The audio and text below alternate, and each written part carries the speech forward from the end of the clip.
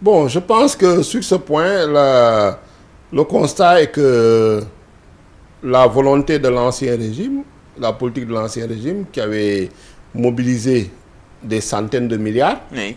dans le secteur de l'assainissement, dans le cadre du plan décennal de gestion des inondations. Oui.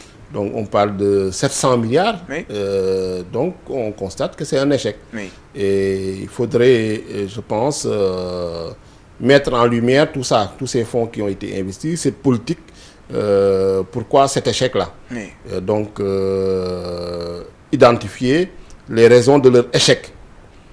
Parce qu'effectivement, si ces 700 milliards-là avaient été correctement investis Oui.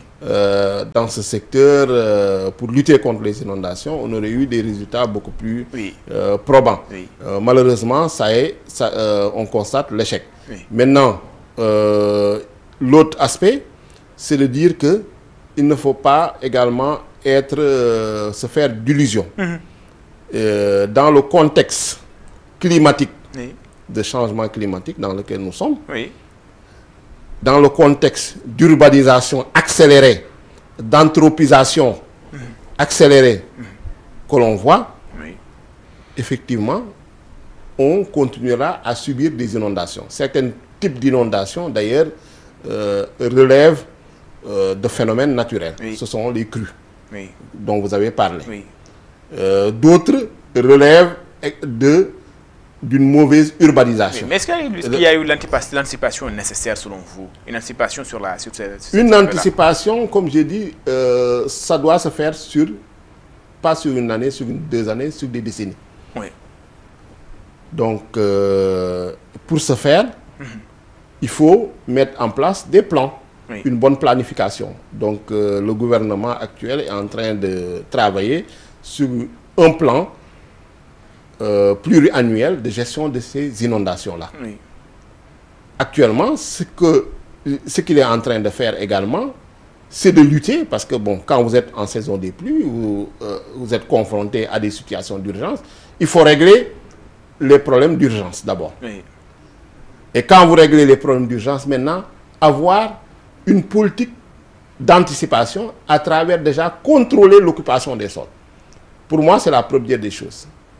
L'occupation d'un sol en évitant de construire dans des zones inondables. Oui. Puisque, comme on dit, mieux vaut prévenir que guérir. Oui. Si on arrive à concilier cette planification dans le domaine de la gestion, de la prévention des inondations, à une bonne politique d'urbanisme, à une bonne politique d'occupation des sols, à une bonne politique également d'adaptation aux effets néfastes du changement climatique, on pourra avoir des solutions durables.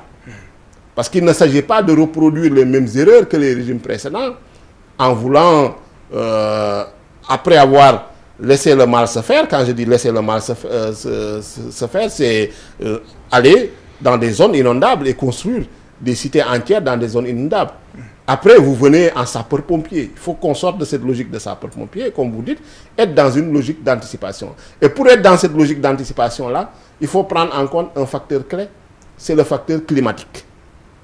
Parce que les inondations, c'est le résultat d'abord de phénomènes climatiques. Oui. Maintenant, qui sont aggravés par des politiques humaines, effectivement, que ce soit l'occupation de terres inondables, que ce soit l'absence d'assainissement, parce que quand vous construisez également des villes, il faut que l'urbanisme et l'assainissement aillent ensemble, Oui. ce qui n'est pas toujours le cas, puisque souvent il y a des cités qui sont construites, des établissements humains qui sont, des lotissements qui sont faits, sans pour autant que l'assainissement, en tout cas la gestion des eaux pluviales puisse suivre. Mais il faut une bonne coordination, donc une politique intersectorielle. Et je pense que c'est ça la panacée, éviter d'être dans des disons des annonces, effets d'annonce, éviter de faire croire également qu'on pourra vivre dans un monde sans inondation. Ce n'est pas possible, puisque dans les pays les plus prospères, vous voyez des inondations, c'est des phénomènes naturels. D'autres sont confrontés à des tsunamis, d'autres sont confrontés à des tempêtes, d'autres sont confrontés à des cyclones. Nous, peut-être le phénomène se limite, nos intempéries se limitent à des phénomènes d'inondation. Oui. Mais moi, je pense qu'il faut un plan qui implique tous les secteurs qui sont concernés. Et quand je dis tous les secteurs, d'abord, effectivement, le ministère de l'Hydraulique et de l'Assainissement, le ministère de l'Environnement, parce que c'est ce ministère qui s'occupe de la politique environnementale et climatique, le ministère de l'Urbanisme et des collectivités territoriales, le ministère des Infrastructures, parce que certaines infrastructures, parfois, renforcent les inondations.